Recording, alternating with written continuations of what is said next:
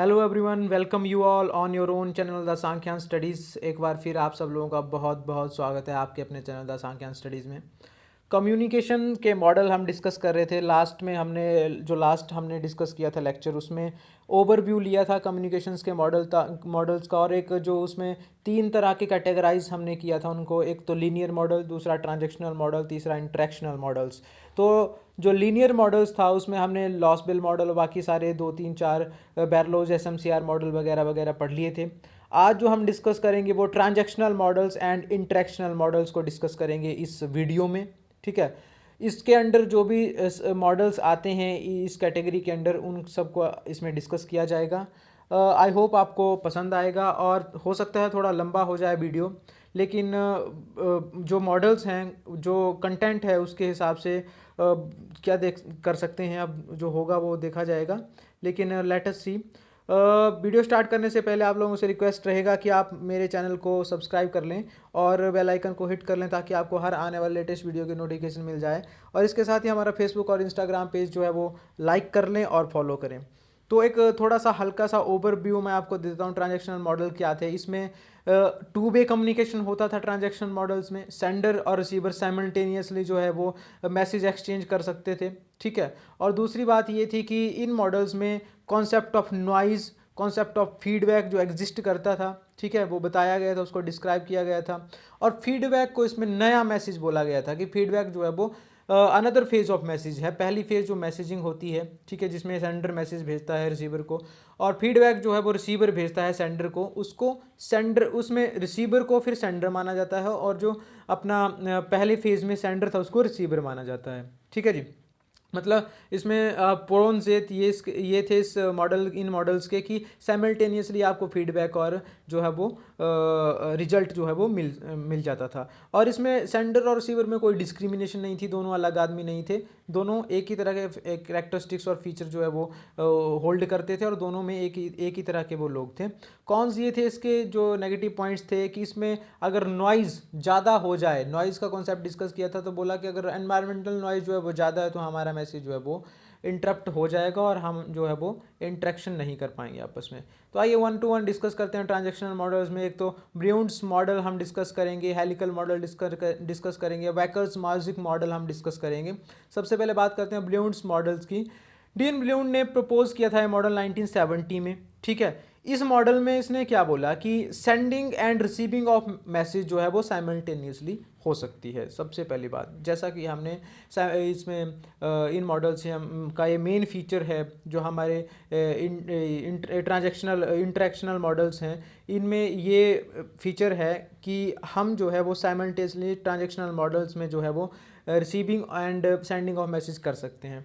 तो ब्रिउन ने क्या बोला कि देखिए, 3 तरह की क्यूज़ इन्होंने डिफाइन की थी इसमें। एक तो पब्लिक क्यूज़, दूसरी प्राइवेट क्यूज़, और तीसरी बिहेवियरल क्यूज़। इन तीनों क्यूज़ को आप इसके एलिमेंट भी बोल सकते हो। हालांकि मॉडल जब हम डिस्कस करेंगे अभी नेक्स्ट स्लाइड में, तो उसमें डिटेल में आपको दिख जाएगा कि क्या मतलब है कौन सी चीज़ का। तो पब्लिक क्यूज़ का इनका मतलब था कि पब्लिक क्यूज़ माने जो एनवायरमेंटल, फिजिकल, आर्टिफिशियल और नेचुरल या फिर मैन मेड जो भी थिंग्स हैं, जो मैसेज को कन्वे होने के बीच में काम आती है या बीच में उनका रोल रहता है, वो पब्लिक क्यू थी। प्राइवेट क्यूज़ का मतलब था कि जो objects of orientation which include senses of the person. Senses of person जैसे हमने बैरलोज मॉडल में पढ़ा था कि एटीट्यूड, ठीक है, उसकी फीलिंग्स, इमोशंस, वो सारी चीज़ें, उसकी नॉलेज, ठीक है, कम्युनिकेशन स्किल्स, ठीक है, उसकी हीयरिंग, ठीक है, उसकी वॉइस, वो सारी चीज़ें वो प्राइवेट क्यूज़ में इसने बताई। बिहेवियरल क्यूज़ में इन्होंने बोला कि verbal as well as non verbal thing, जो भी हम सिंबल, साइन, जेस्चर, पोस्चर, ठीक है, वर्ड्स यूज़ कर रहे हैं, स्पीकिंग लैंग्वेज, वो सारी इन्होंने बिहेवियरल क्यूज़ बोली थी। ये 3 मेन जो थे इसके ब्रिउन मॉडल के जो थे वो एलिमेंट थे। तो ये मॉडल है, इसमें आप देख पा रहे होंगे कि जैसे कि ये मॉडल है, एक तरफ जो है वो सेंडर है, एक तरफ जो है वो रिसीवर है। P denotes for person, D denotes for decoding, ये D है, ठीक है, E डिनोट्स फॉर एनकोडिंग। तो पर्सन क्या करता है, एनकोडिंग भी करता है और साइमल्टेनियसली डिकोडिंग भी करता है। डिकोडिंग ऑफ वर्ड, ये आप देख पा रहे होंगे कि एरोज लगे हैं, यहाँ से मैसेज जा रहा है, फ्लो हो रहा है मैसेज, और ये दूसरा कोई पर्सन है जिसको रिसीवर बोला, तो ये जो है वो मैसेज को रिसीव कर रहा है, ठीक है। तो ये मैसेज रिसीव कर रहा है, बदले में ये भी आदमी क्या कर रहा है, वो मैसेज जो है वो सेंड कर रहा है, जो पहला पर्सन है, फर्स्ट पर्सन, ठीक है। अब इन तीनों में जो पब्लिक क्यूज़ हैं, प्राइवेट क्यूज़ हैं, ठीक है, बिहेवियरल क्यूज़ हैं, वो काम कर रही है। उनकी हेल्प से जो है वो मैसेज बनाया जा रहा है, सेंड किया जा रहा है और एनकोड और डिकोड किया जा रहा है। तो एक पर्सन जो है वो मैसेज सेंड कर रहा है, सिमिलरली दूसरा पर्सन जो उसको डिकोड कर रहा है, और जब दूसरा पर्सन जो रिसीवर है वो पहले को, जो सेंडर था हमारा, पहले उसको मैसेज सेंड कर रहा है, तो वो मैसेज को डिकोड कर एनकोड कर रहा है और बदले में उस तरफ से वो मैसेज डिकोड हो रहा है, ठीक है। तो एक बहुत कॉम्प्लेक्स मॉडल था, इसकी क्रिटिसिज्म मेन ये था कि एक बहुत ही कॉम्प्लेक्स मॉडल था, इसको समझ पाना थोड़ा सा टिपिकल था, ठीक है। तो इन्होंने बोला कि इसमें इस मॉडल की प्रॉब्लम ये थी कि अगर मान लीजिए सेंडर और रिसीवर दोनों को जो कोड्स हम यूज़ कर रहे हैं मैसेज में, ठीक है, एनकोडिंग डिकोडिंग के लिए, वो क्लियर नहीं है, तो मैसेज आपका जो है वो नहीं, इंटरफेस नहीं हो पाएगा सेंडर और रिसीवर के बीच, तो वो मैसेज का मीनिंग समझ नहीं पाएंगे, ठीक है। तो मतलब दोनों को कोड क्लियर होना जरूरी है, ये इसका क्रिटिसिज्म था, और जनरली कई बार ऐसा होता है कि दोनों को नहीं होता है। इसके बाद डिस्कस करते हैं हेलिकल मॉडल। हेलिकल मॉडल जो था वो फ्रैंक डेंस ने प्रपोज किया था, ठीक है, inspired by helix in 1967। Helix एक और ये स्कॉलर थे, इनसे इंस्पायर होकर के फ्रैंक डेंस ने जो था वो 1967 में एक अपना मॉडल प्रोपाउंड किया, एक प्रपोज किया था, ठीक है। ये एक 3 डायमेंशनल स्प्रिंग था, ठीक है। ये मॉडल था, अब स्प्रिंग इन्होंने प्रपोज किया, स्प्रिंग का मॉडल जो 3 डायमेंशनल था, ठीक है, और इन्होंने बोला कि वो एक कर्व शेप में है और एक सिलेंडर शेप में है, ठीक है, और एक कोन शेप में है, ठीक है। अब उसमें क्या था, उसमें इन्होंने बोला कि देखिए जो ह्यूमन कम्युनिकेशन है वो by birth from the date of first, ठीक है, जब आदमी पैदा होता है तब से स्टार्ट होता है और उसकी इनफाइनिटी तक, जब तक उसकी एज चलती है तब तक जो है वो एग्जिस्ट करता है। जैसे जैसे पर्सन जो है वो ग्रो करता जाता है, वैसे वैसे बॉटम से लेकर के अप लेवल तक वो ऊपर उठता जाता है कम्युनिकेशन, और बढ़ता जाता है, प्रोग्रेस करता जाता है, ठीक है। और वो जो स्फीयर है, जो स्प्रिंग है, वो बड़ा होता जाता है, राउंड राउंड राउंड बहुत बड़ा हो जाता है सिलेंडर की तरह, ठीक है। फिर इन्होंने बोला कि कम्युनिकेशन प्रोसेस जो है वो एक कंटिन्यूअस प्रोसेस है और नॉन रिपीटेटिव प्रोसेस है, ठीक है। ये हमेशा ही ग्रो करती रहती है और अक्यूमुलेट करती रहती है, मतलब 1+1 एडिशन होता रहता है पुराने मैसेज का नेक्स्ट मैसेज में। अब देखिए ये जो मॉडल है आप देख पा रहे होंगे इसमें कि ये मॉडल एक स्प्रिंग की तरह है, यहाँ by from the date of beginning, birth से जो है वो मैसेज या कम्युनिकेशन स्टार्ट होता है, जैसे जैसे बढ़ता जाता है, इंसान की उम्र बढ़ती जाती है, वो कम्युनिकेशन का जो प्रोसेस है वो इंक्रीज होता रहता है और प्रोग्रेस होती रहती है, और इन्फिनिटी तक ये सिलेंडर जो है वो राउंड राउंड राउंड राउंड चल रहा है इस तरह से। तो इस तरह से इन्होंने प्रपोज किया था मॉडल। तो इसमें क्रिटिसिज्म क्या आया इस मॉडल का, कि ये बहुत ही सिंपल मॉडल है, जितना इसको नहीं होना चाहिए था, ठीक है। ये बहुत सिंपल मॉडल है, इसमें जो वेरिएबल है वो बहुत कम वेरिएबल है, या है ही नहीं। आप देख रहे हैं यहाँ पे 2 ही वेरिएबल बोले हैं, एक तो बिगिनिंग और दूसरा इन्फिनिटी, ठीक है, जब तक इंसान की एज बढ़ती रहती है, ठीक है। 2 वेरिएबल है, बहुत नॉर्मल वेरिएबल, ठीक है। अच्छा, इसमें फिर बोला इसमें कोई सिस्टमेटिक वे नहीं था, एक ऑर्डर वे नहीं था कि किस तरह से हम कम्युनिकेशन को डिफाइन कर पा रहे, इसमें से कुछ समझ ही नहीं आ रहा था, ठीक है। फिर बोला कि कंटिन्यूटी में नॉट बी ऑलवेज ट्रू, बोला कि ठीक है एक तरफ से मैसेज आता है अच्छी बात है, लेकिन दूसरी तरफ से रिप्लाई जरूरी नहीं है। अगर दूसरी तरफ से रिप्लाई नहीं आता है तो फिर मैसेज तो वो तो होगा ही नहीं कम्युनिकेशन एस्टेब्लिश, जबकि कम्युनिकेशन का मतलब है कि जैसा आपने बोला एज इट इज़ दूसरे बंदे को समझ आए और बदले में वो उसका रिप्लाई करे। तो अगर रिप्लाई नहीं आता है तो कम्युनिकेशन एग्जिस्ट ही नहीं करेगा, आपका वो प्रोसेस कंप्लीट ही नहीं होगा। तो फिर ये कंटिन्यूटी कैसे हुई, ये इसका मेन कंपेरिजन था, क्रिटिसिज्म था।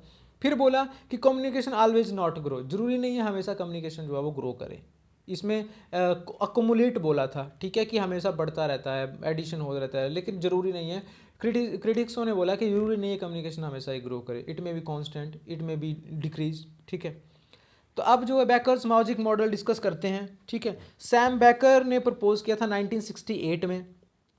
Classical model of communication are not very useful in contemporary communication. उन्होंने बोला कि आज की डेट का जो मॉडर्न एज का जो कम्युनिकेशन है उसमें क्लासिकल मॉडल्स जो है वो इतना काम नहीं करते हैं परफेक्टली और उतना ज़्यादा परफेक्ट नहीं बैठते हैं आज की इरा के हिसाब से, तो उन्होंने नया मॉडल प्रपोज किया, ठीक है।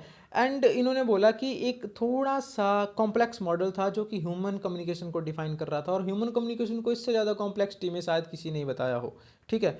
तो इस मॉडल में जो था वो किस पे ऊपर ज़्यादा फोकस किया गया, जो मीनिंग ऑफ कम्युनिकेशन है। इन्होंने बोला कि कम्युनिकेशन सेंडर और रिसीवर दो अलग चीज़ें हैं, लेकिन जो अपना मैसेज का मीनिंग है दैट मस्ट बी क्लियर, चाहे वो सेंडर हो चाहे रिसीवर हो, वो कोई भी हो, डजेंट मैटर। सेंडर कोई भी हो सकता है, रिसीवर कोई भी हो सकता है, जान पहचान हो सकती है, आपस में नहीं भी हो सकती है, लेकिन मीनिंग मस्ट बी क्लियर। जो मैसेज हम भेज रहे हैं उसका मीनिंग आपको क्लियर होना चाहिए। तो इन्होंने 4 एलिमेंट, 4 कंपोनेंट अपने मॉडल में बताए। पहला एम्प्टी सेल, जो रिप्रेजेंट करती थी अनअवेलेबल मैसेजेस और सोर्सेज को, ठीक है।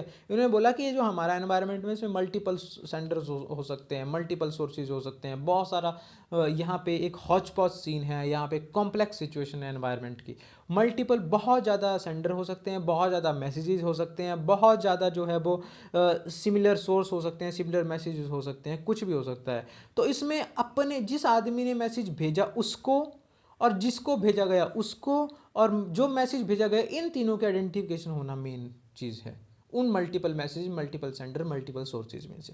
तो पहला बोला उन्होंने एम्पटी सेल, मतलब जो अनअवेलेबल मैसेज है, जो आपके लिए नहीं है, ऐसे अनअवेलेबल सोर्सेज या अननोन सोर्सेज जिनका आपसे कोई लेना देना है, लेकिन वो एग्जिस्ट कर रहे हैं आपकी सराउंडिंग में, ठीक है। फिर बोलता है वर्टिकल लेयर्स, वर्टिकल लेयर्स बोलता है सेट ऑफ सिमिलर मैसेज, ऐसे मैसेजेस, मल्टीपल मैसेज जो सिमिलर हो सकते हैं लेकिन आपको पहचानना है, इसलिए तो मीनिंग पे फोकस किया कि आपके लिए क्या मतलब है इस मैसेज का, ठीक है।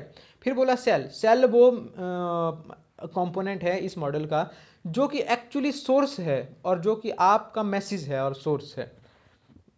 फिर इन्होंने बोला receiver, go through the cell in a loop every time, बोलता है जो रिसीवर है उसको हर एक मैसेज और हर एक जो सोर्स है, ठीक है, हर एक सेल है उसके थ्रू जाना पड़ता है जब भी वो मैसेज को आइडेंटिफाई करने लगता है। देखिए ये मॉडल था, बहुत ही कॉम्प्लेक्स मॉडल है। इसमें इस तरह से आप देख सकते हैं, ये एम्पटी सेल्स हैं और मल्टीपल सेल्स हैं, ठीक है। ये नंबर ऑफ सोर्सेज और नंबर ऑफ मैसेजेस हैं। ये जो फील्ड सेल्स हैं आपको ग्रे कलर में दिख रहे होंगे, ठीक है, ये आपके मैसेजेस हैं और कंपोनेंट्स हैं, ठीक है। इनको आपने आइडेंटिफाई करना है, मैसेज और मीनिंग्स को। फिर बोला रिसीवर को, सेंडर कोई भी हो सकता है, रिसीवर कोई भी हो सकता है, सोर्स कुछ भी हो सकता है, किसी भी तरफ से जो है वो मैसेज आ सकता है, but clear should be, one thing should be clear that the meaning of the message must be understandable for you.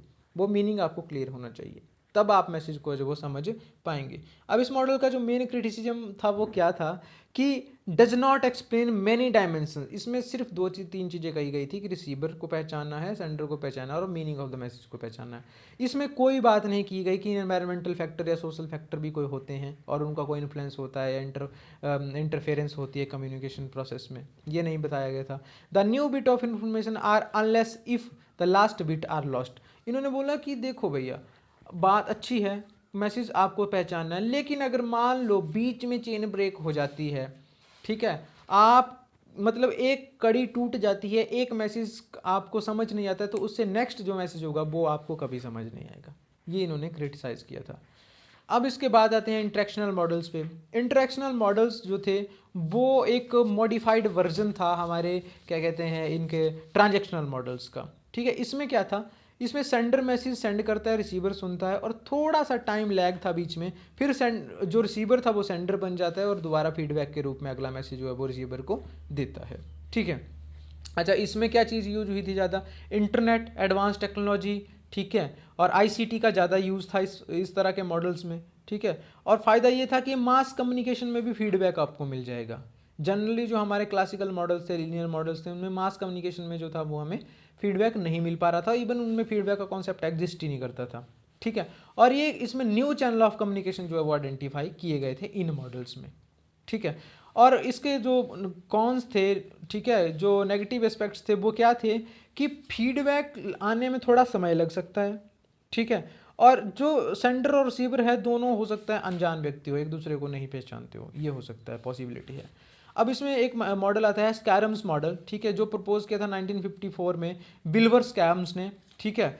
तो इन्होंने बोला था कि मैसेज एक जो हमारा कम्युनिकेशन है वो एक टू वे प्रोसेस है, और एक सर्कुलर प्रोसेस है जो चलता रहता है हमेशा, ठीक है।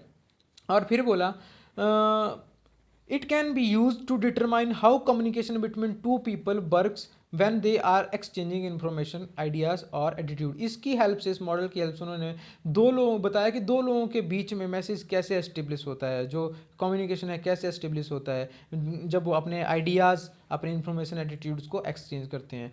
तीन मेजर एलिमेंट थे इस मॉडल के, वो क्या क्या थे? सेंडर, मैसेज और रिसीवर।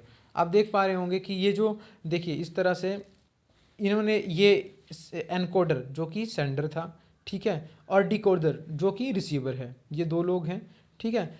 एनकोडर यानी कि सेंडर, सोर्स जिसको हम बोलते हैं, वो मैसेज क्रिएट करेगा और भेजेगा। डिकोडर यानी कि जो हमारा रिसीवर है, वो मैसेज को डिकोड करेगा, फिर इंटरप्रेट करेगा, समझेगा उसको कि क्या मतलब है इस मैसेज का। फिर वो एक और मैसेज एनकोड करेगा, इस बार वो क्या बन जाएगा? वो हमारा सेंडर बन जाएगा, रिसीवर सेंडर बन जाएगा, या इसको हम एनकोडर भी बोल सकते हैं या सोर्स भी बोल सकते हैं। और मैसेज जो जाएगा वो जाएगा, जो पहले केस में हमारा सेंडर था, लेकिन अब इस केस में वो रिसीवर बन गया है या डिकोडर बन गया है। और इस तरह से वो सर्कुलर फ्लो में मैसेज जो है वो चलते रहेंगे, कम्युनिकेशन वो चलता रहेगा।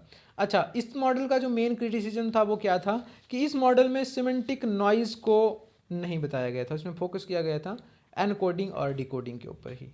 मतलब नॉइज़ का कॉन्सेप्ट इसमें डिस्कस नहीं किया गया था, ये नहीं बताया गया था कि कोई नॉइज़ चीज़ होती है जो कम्युनिकेशन को एस्टेब्लिश होने के बीच में इंटरप्शन पैदा कर सकती है। ये थे जी मॉडल, ठीक है। यहाँ पे बहुत सारे क्वेश्चन इनसे बन सकते हैं। मॉडल्स आपको बिल्कुल ध्यान रखने हैं, किसने कौन सा मॉडल दिया था, ठीक है, कब दिया था, क्या नाम है उसका, अनदर नेम ऑफ मॉडल अगर आपको आ सकता है यहाँ पे, ठीक है, क्या उसके मेजर कंपोनेंट्स हैं। मैं आपसे यही कहना चाहूँगा कि जो आपने लीनियर मॉडल्स देखे, पढ़े, समझे, और उनको आप समझना ध्यान से, क्योंकि जनरली वहाँ से क्वेश्चन पुट होने के चांसेस रहते हैं, मैक्सिमम चांसेस वहाँ से रहते हैं, ठीक है। फिलहाल के लिए इतना ही। Thanks for listening, thanks for watching. I hope आपको वीडियो पसंद आया होगा। लाइक करें अगर पसंद आया है तो, ठीक है, और कमेंट करें फीडबैक के लिए मुझे, ठीक है, और सब्सक्राइब करें, शेयर करें द सांख्यान स्टडीज़ को, सांख्यान स्टूडियो को। आपकी कोई क्वायरी होती है, you can mail me on SK-Sankyan666@gmail.com। Call कर सकते हैं, व्हाट्सएप कर सकते हैं क्वायरी के लिए 7627096162 पे। नोट्स चाहिए आपको हैंड रिटन, सॉफ्ट कॉपी या हार्ड कॉपी के फॉर्म में, आपको अवेलेबल करवाए जाएंगे। You can call me any time. Thank you, thanks a lot.